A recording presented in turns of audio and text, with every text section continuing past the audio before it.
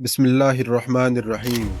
حضرت ابراہیم علیہ السلام ایک عظیم پیغمبر جنہوں نے توحید کا پیغام دنیا تک پہنچایا۔ ان کی زندگی امتحانات اور صبر کا بہترین نمونہ ہے۔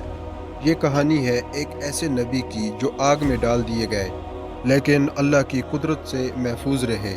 یہ کہانی ہے ایک ایسے انسان کی جو اپنے والد کو شرک سے روکنے کے لیے اپنی جان کی پرواہ کیے بغیر حق کا دعویٰ لے کر اٹھے۔ چلیے آج ہم حضرت ابراہیم علیہ السلام کی زندگی کے ان پہلوؤں کو جانیں گے جو آج بھی ہمیں ایمان، صبر اور اللہ پر بھروسہ سکھاتے ہیں۔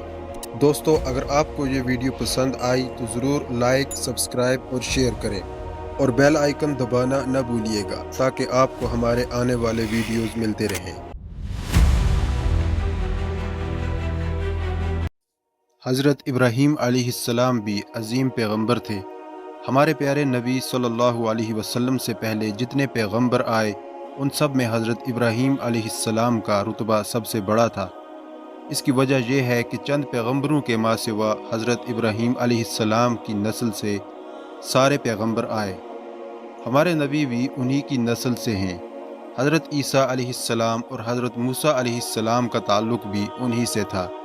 یہی وجہ ہے کہ حضرت ابراہیم علیہ السلام کو یہودی اور نصارہ بھی مانتے ہیں اور مسلمان تو بہت زیادہ ہی مانتے ہیں۔ ہر نماز میں آپ علیہ السلام کا ذکر آتا ہے۔ اللہ تعالیٰ خود فرماتے ہیں کہ اس کتاب میں ابراہیم علیہ السلام کا ذکر کیجئے، وہ راستی والے پیغمبر تھے، یعنی سچے اور راہ راست پر تھے۔ ایک اور جگہ اللہ تعالیٰ فرماتے ہیں کہ وہ بے شک اللہ کے فرمانبردار تھے۔ دین ابراہیم میں تقوی اور سچائی کی دعا کی گئی ہے۔ کہتے ہیں کہ حضرت ابراہیم علیہ السلام اور حضرت لوط علیہ السلام کا زمانہ ایک ہی تھا، بلکہ حضرت لوط علیہ السلام اور حضرت ابراہیم علیہ السلام دور کے رشتہ کے بھائی تھے۔ حضرت ابراہیم علیہ السلام کو بت پرستی سے بھی بہت زیادہ نفرت تھی۔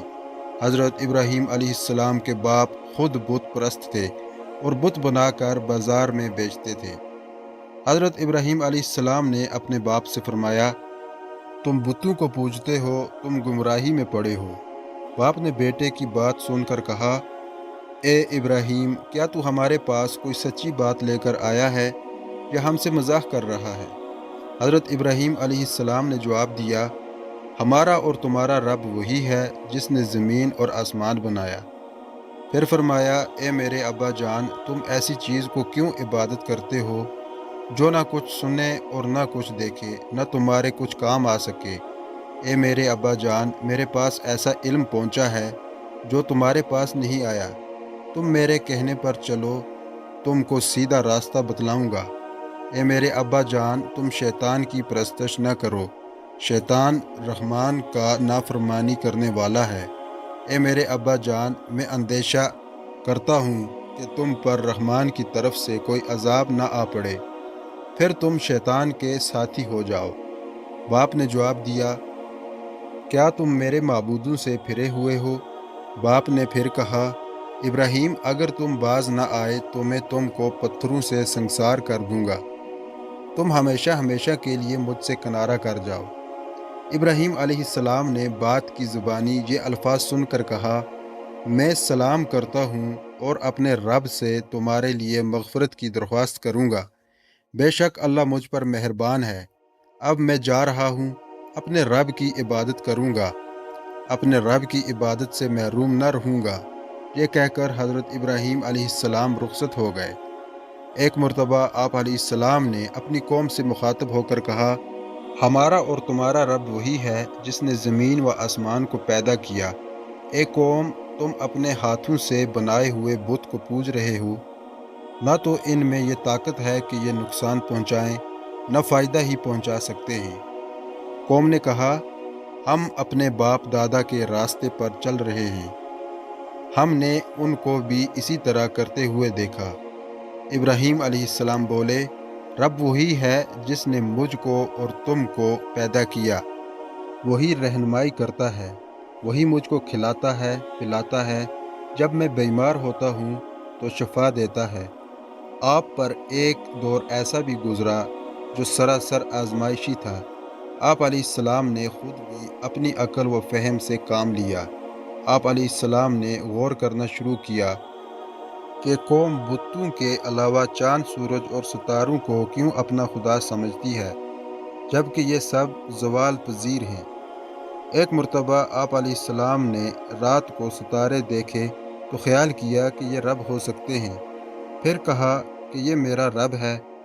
جب غائب ہو گئے تو فرمایا کہ غروب ہو جانے والوں سے میں محبت نہیں رکھتا۔ جب چاند کو چمکتا ہوا پایا تو فرمایا کہ یہ میرا رب ہے۔ جب وہ بھی اوجھل ہو گیا تو فرمایا کہ اگر مجھ کو میرا رب ہدایت نہ کرتا رہے تو میں گمراہ لوگوں میں شامل ہو جاؤں۔ جب سورج کو دیکھا تو فرمایا کہ یہی میرا رب ہے، یہ تو سب سے بڑا ہے۔ جب وہ بھی غروب ہو گیا تو فرمایا، اے قوم، بے شک میں تمہارے شرک سے بیزار ہوں۔ میں اپنا رخ اس ذات کی طرف کرتا ہوں جس نے آسمانوں اور زمین کو پیدا کیا۔ میں سیدھے راستے پر ہوں، شرک کرنے والوں میں سے نہیں۔ اس کا مطلب یہ ہے کہ آپ علیہ السلام نے کسی کے بتائے ہوئے طریقے یا باپ دادا کے طریقے جو وہ کرتے رہے ان پر عمل نہیں کیا، بلکہ آپ نے اپنی عقل سے کام لیتے ہوئے غور و فکر کرنا شروع کیا۔ اللہ کی رحمت بھی شامل حال رہی۔ شہر بابل کی روایات کے مطابق وہاں ہر سال میلہ لگا کرتا تھا۔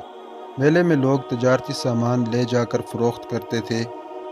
وہاں بت بھی فروخت ہوتے تھے۔ ضرورت کی تمام چیزیں مل جاتی، اس لیے لوگ میلے میں جاتے، وہاں تفریح کا سامان بھی مہیا تھا۔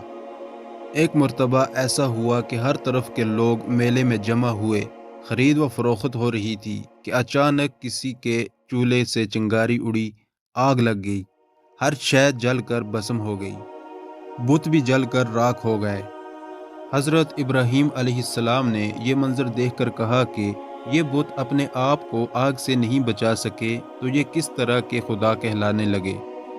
معمول کے مطابق دوسرے سال بھی میلہ لگا، تمام لوگ میلے میں جانے کی تیاریاں کرنے لگے۔ ابراہیم علیہ السلام ہر سال میلے میں جایا کرتے تھے، لیکن اب کی سال انہوں نے جانے سے انکار کر دیا۔ بولے کہ میلے میں جب تمام لوگ چلے جائیں تو میں ان جھوٹے معبودوں کی درگت بناتا ہوں۔ سب میلے میں چلے گئے، میدان خالی تھا، بت خانے کے آس پاس کوئی نہ تھا۔ ابراہیم علیہ السلام کے لیے یہ ایک بہت ہی اچھا موقع تھا۔ وہ بت خانے میں گھسے اور تمام بتوں کو توڑ کر چکنا چور کر دیا، ماں سوائے بڑے بت کے۔ بڑے بت کو ہاتھ نہیں لگایا، اسے صحیح سالم رہنے دیا۔ اس کے کندھے پر کلہاڑی رکھ دی جس سے بتوں کو توڑا تھا۔ جب لوگ میلے سے واپس آئے تو بت خانے میں داخل ہوئے، یہ دیکھ کر حیران رہ گئے کہ بت چکنا چور ہو کر زمین پر پڑے ہوئے ہیں۔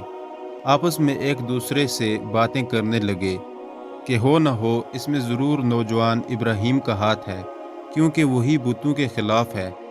ابراہیم علیہ السلام کو بلایا، ان سے دریافت کیا کہ ہمارے معبودوں کو کس نے اس حال پر پہنچایا ہے۔ ابراہیم علیہ السلام نے جواب دیا کہ تم اپنے بڑے بت سے کیوں نہیں پوچھتے؟ جسے اپنا خدا سمجھتے ہو وہ سب کچھ تمہیں بتا دے گا۔ تمام لوگوں نے کہا ابراہیم علیہ السلام کو بادشاہ نمرود کے سامنے پیش کیا جائے۔ بادشاہ کو اس کی اطلاع دی گئی۔ لوگوں نے کہا کہ یہ معاملہ بادشاہ نمرود کے سامنے پیش کریں گے اور ابراہیم علیہ السلام کو سزا دلوائیں گے۔ لوگ نمرود کے دربار میں پہنچے، سب نے مل کر بادشاہ سے شکایت کی کہ ابراہیم ہمارے بتوں کی تضحیق کرتا ہے اور کہتا ہے کہ یہ بت معبود نہیں بلکہ معبود کوئی اور ہے۔ اس نے ہمارے بتوں کو توڑ ڈالا اور ہمارے بتوں کے ساتھ گستاخی کی ہے، اسے سزا دی جائے۔ نمرود نے لوگوں کی زبانی ایسی باتیں سن کر حکم دیا کہ ابراہیم علیہ السلام کو میرے دربار میں حاضر کیا جائے۔ چنانچہ ابراہیم علیہ السلام کو شاہی دربار میں لایا گیا۔ دربار میں تمام مصاحب اور امراء بیٹھے ہوئے تھے۔ نمرود نے ابراہیم علیہ السلام سے پوچھا کہ کیا تو ہمارے معبودوں کی تضحیق کرتا ہے؟ کیا تو نے ہمارے معبودوں کو توڑا ہے؟ بادشاہ نمرود بڑے سخت لہجے میں ابراہیم علیہ السلام سے باتیں کر رہا تھا۔ حضرت ابراہیم علیہ السلام جرأت مندی کے ساتھ ہر سوال کا جواب دیتے رہے۔ حضرت ابراہیم علیہ السلام نے کہا کہ یہ سب تمہارے معبود ہی بتا سکتے ہیں، انہی سے پوچھ لو تو بہتر ہے۔ شاہی دربار میں سردار امراء اور مصاحب سب بیٹھے تھے۔ اور بادشاہ اور ابراہیم علیہ السلام کے درمیان ہونے والی تمام باتیں سن رہے تھے۔ سب نے کہا، کیا بت بھی باتیں کر سکتے ہیں؟ ابراہیم علیہ السلام نے جواب دیا، جو نہ دیکھ سکتے ہیں، نہ سن سکتے ہیں، اور نہ ہی تمہاری آرزو پوری کر سکتے ہیں، پھر کس طرح تم انہیں اپنا خدا مانتے ہو؟ میرا رب مارتا ہے اور جلاتا بھی ہے۔ نمرود نے کہا، یہ تو میں بھی کر سکتا ہوں، جسے چاہے موت کی سزا دوں، جسے چاہے رہا کر دوں۔ میں اس ملک کا حکمران ہوں، مجھ میں یہ قوت ہے۔ حضرت ابراہیم علیہ السلام نے کہا کہ میرا رب مشرق سے سورج کو نکالتا ہے، تو بھی مغرب سے نکال دے۔ نمرود لاجواب ہو گیا۔ لوگوں نے شرمندگی سے اپنے اپنے سر جھکا لیے۔ ان میں سے ایک شخص نے بادشاہ کو مشورہ دیا کہ اس شخص کو زندہ جلا دو تاکہ دوسرے عبرت حاصل کریں۔ حضرت ابراہیم علیہ السلام نے اپنی قوم سے پھر کہا، اے لوگو، تم اس کو اپنا معبود بتاتے ہو جسے تم نے اپنے ہاتھوں سے بنایا ہے۔ تم صرف ایک خدا کی عبادت کیا کرو، صرف وہی عبادت کے لائق ہے جس نے ساری کائنات کو پیدا کیا۔ لوگوں نے ابراہیم علیہ السلام کی بات نہیں سنی۔ بادشاہ نمرود نے بھی حکم دے دیا کہ ابراہیم علیہ السلام کو آگ میں زندہ جھونک دو۔ چنانچہ آگ کا الاؤ تیار کیا گیا۔ حضرت ابراہیم علیہ السلام کے جلنے کا منظر دیکھنے کے لیے تمام لوگ جمع ہو گئے۔ بتوں کے پجاری بھی خوش تھے اور کہنے لگے کہ ہمارے معبودوں کو توڑنے کی ابراہیم علیہ السلام کو سزا ملے گی۔ پھر ابراہیم علیہ السلام کو دبکتی ہوئی آگ میں ڈال دیا گیا۔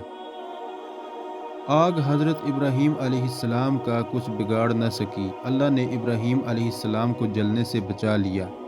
حضرت ابراہیم علیہ السلام اپنے والد کو بہت پہلے ہی چھوڑ چکے تھے، لیکن ان کے لیے اکثر دعا کرتے تھے کہ وہ راہ راست پر آ جائیں۔